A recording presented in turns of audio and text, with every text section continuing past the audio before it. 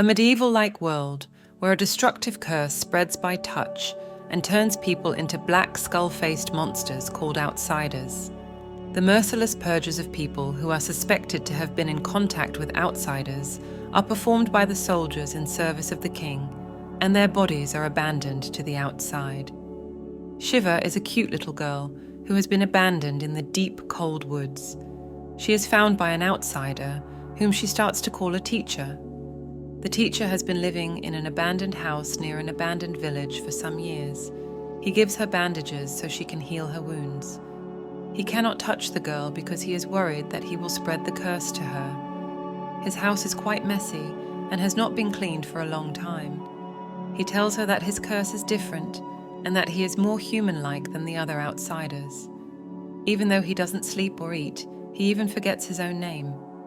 There is only a bit of food left in his house, so the teacher goes to find some for Shiva. He tells her to stay inside the house because it's very dangerous outside. A teacher's necklace falls on the floor. Shiva is very curious about it. The teacher takes the necklace back and leaves. Shiva is left alone in the house. The teacher comes back in the next morning, but he is greeted with an empty house. He thought that the girl left because no one would want to stay with a monster like him. Shiva comes back to the house and gives him a white flower crown. At this point, they decide to clean the house and live in peace and harmony. Until one day, another outsider comes.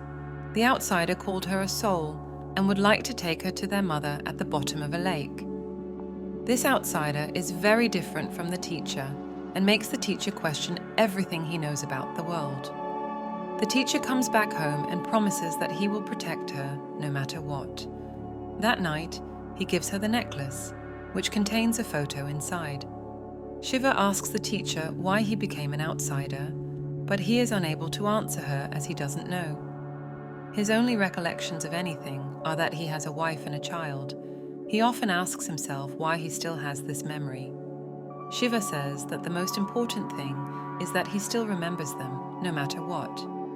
After this, Shiva quietly falls into a deep dream. She recognizes that she is in the woods, all alone, with darkness all around her. She cries, but the teacher's arm appears and shields her. She turns around and embraces him.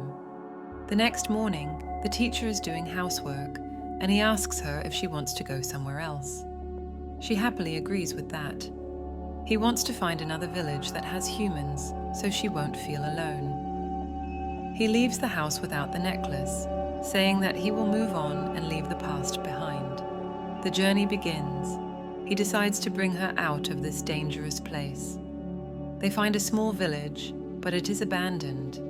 Shiva is interested in the flowers all around the village. At the same time, the teacher is checking around to see if the village is safe. Shiva found that there were clothes hanging from all of the trees. The teacher quickly goes back to Shiva when she sees that another outsider is about to attack her.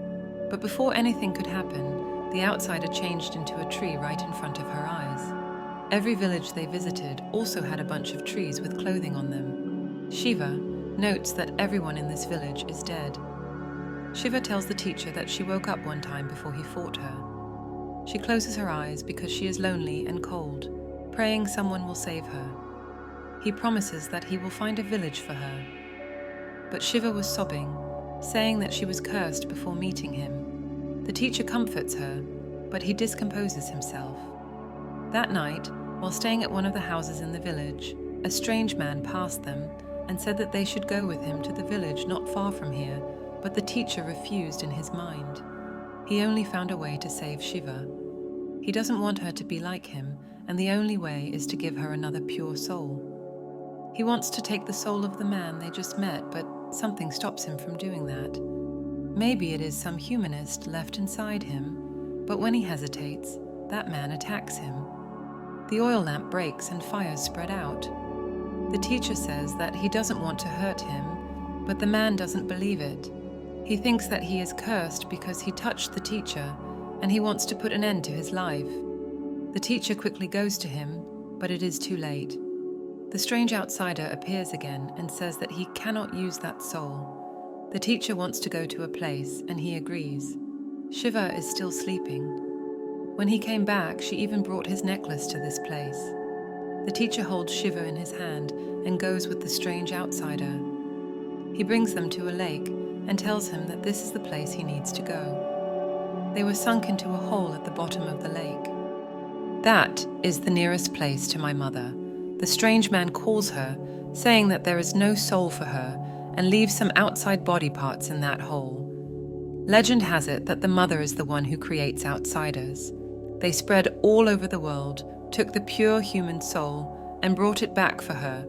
And when losing a soul, a human is nothing like an empty shell. There are no memories left, and finally, they will. She comes back to my mother to become a dry tree in the jungle. A song resounds. That is the reply from my mother. The teacher begs her to save Shiva. He doesn't want her to become like him. Mother calls again, and the light runs through him and dissolves him into mother. Shiva hugs him and cries her eyes out. Shiva wakes up and sees that the teacher is still with her. She says that she had a bad dream, but thanks the teacher because he is still there. The necklace is inscribed with her name, Shiva. They come back home together as the sun goes down on the horizon.